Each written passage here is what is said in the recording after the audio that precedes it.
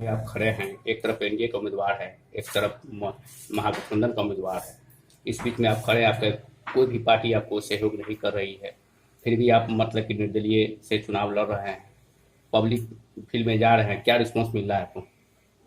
देखिए, वो तो पार्टी का अपना एक व्यवस्था है और आप लोग भी जानते हैं पार्टी में क्या किस आधार पर टिकट मिलता है, इसलिए उस पर हमको कुछ नहीं कहना है। बिहार यूनिवर्सिटी में सेशन लेट होती है और यही बगल में मिथिला यूनिवर्सिटी में सेशन मतलब कि सही है और बच्चे का भविष्य से खिलवाड़ किया जा रहा है, उस पर क्या कहना इस है? पर तो देवेश चंद्र ठाकुर जी 18 वर्ष से हैं यहाँ पर, सीनेट के मेंबर भी हैं, विधान पार्षद भी हैं। एक शब्द भी वो नहीं बोलते हैं, न बेरोजगार का सवाल पर बोलते हैं, न किसान के सवाल पर बोलते हैं, न शिक्षक के सवाल पर बोलते हैं। पटना में शिक्षक लोग लाठी खाते हैं, वित्त रहित लोग शिक्षक लोग लाठी खाते हैं। इस सवाल को लेकर एक शब्द भी नहीं बोलते हैं। अब तो देवेश चंद्र ठाकुर से लोगों को जवाब मांगना चाहिए था और लोग जनता उनको जवाब इस चुनाव में देगी और इस जवाब का प्रत्युत्तर प्रेम कुमार पासवान होगा। जनता का आशीर्वाद, प्यार, स्नेह प्रेम कुमार पासवान को मिल रहा है। बीएड करके और मैं डॉक्टर करके लोग बैठे हुए हैं, उनको कोई रोजगार नहीं मिल रहा है और बहुत से अधिवक्ता का भी विशेषण लेट होती है, इस पर क्या कहना है?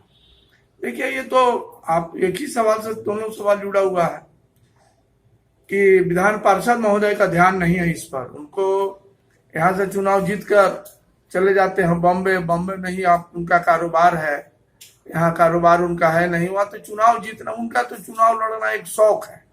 हम लोग का चुनाव लड़ना एक शौक नहीं है, हम लोग का चुनाव लड़ना एक जनसेवा है। जनसेवा के लिए हम आए हैं आपके बीच में, जनता के बीच में सेवा करेंगे। 6 वर्ष तक सेवा करना है, फिर अगर जनता चाहेगी कि सेवा का मौका देगी तो फिर सेवा करेंगे। आपके 4 जिला पड़ते हैं, सीतामढ़ी, शिवहर, मुजफ्फरपुर, वैशाली, और सीतामढ़ी शिवहर भी बहुत पीछे है। इस पर आपको अगर वोट देके अगर परिषद में बिठाया जाता है तो इस मुद्दा को रखिएगा। देखिए, सीतामढ़ी और शिवहर का जो पूरा जिला है, आप लोग भी जानते हैं उसका जो बनावट है। नेपाल का पानी उस जिला को बर्बाद कर देता है, किसान बर्बाद हो जाते हैं, वहां का आम जनता बर्बाद हो जाता है, खेत खलिहान सब बर्बाद हो जाता है हमारा।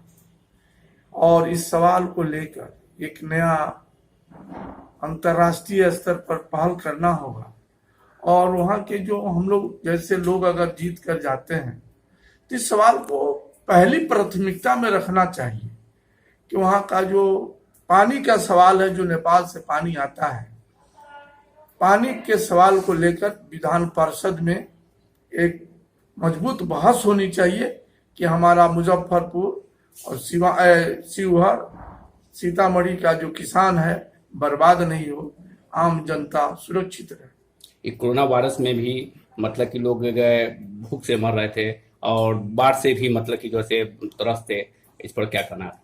देखिए, एक बात आपको मैं बता देना चाहता हूँ। गांव में बोला जाता है, जे के पैर ना फाटे बे आए, वो कह जाने पीर पर आए। तो देवेश जी को क्या मालूम है गरीबी।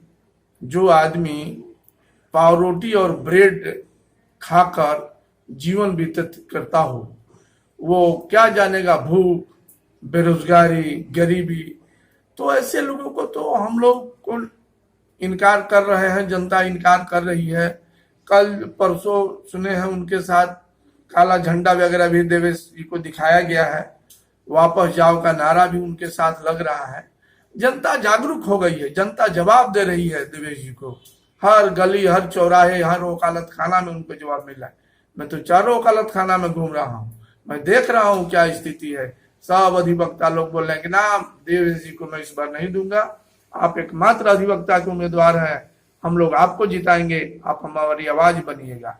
कोरोना में कोई देखने वाला नहीं है, सिर्फ लोग हवाई बात करते हैं।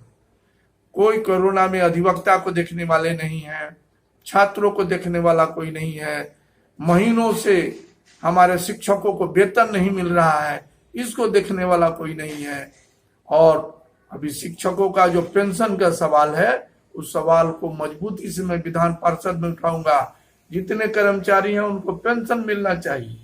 आप जवानी में आप रिक्शा चलाकर मेहनत करके खा लीजिएगा, लेकिन जब बुढ़ौती आएगा तो आपको पेंशन जरूरी होता है। इसलिए इस पेंशन के सवाल को मैं विधान परिषद में मजबूती के साथ उठाऊंगा।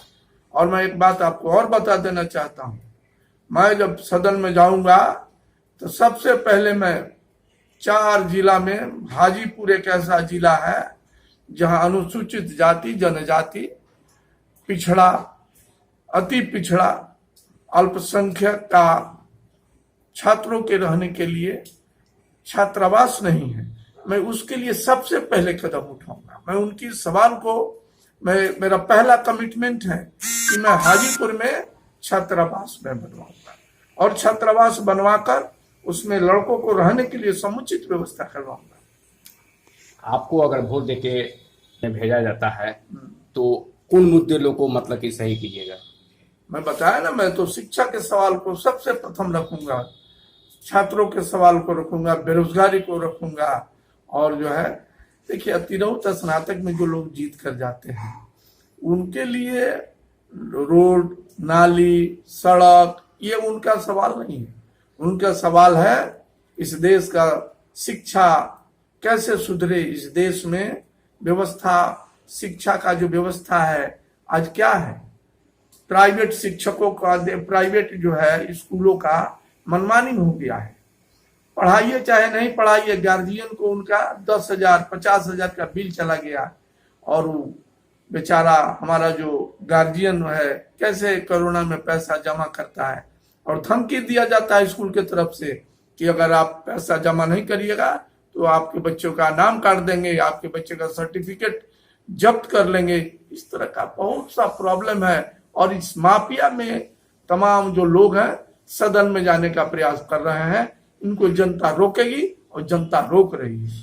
राज्य सरकार घोषणा की थी कि हाई स्कूल का मतलब कि हर पंचायत में खोलेंगे, कॉलेज भी बनेगी, अभी तक मतलब कि नहीं बना है, उस पर क्या कहना है आपको?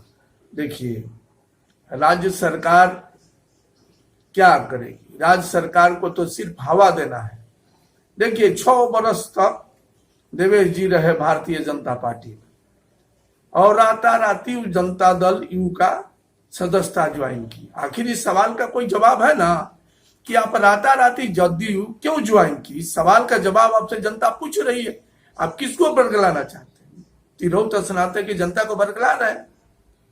आप जनता को नहीं बरगला सकते हैं। जनता बुद्धिजीवी है, जनता सब चीज देख रही है। आपके चैनल के माध्यम से, अखबार के माध्यम से तमाम चीजों को देख रही है। और जहां तक बात रही स्कूल खोलने की बात, स्कूल ये जो राज्य सरकार है ये मजाक कर रही है हम लोग के छात्रों को, नौजवानों के साथ।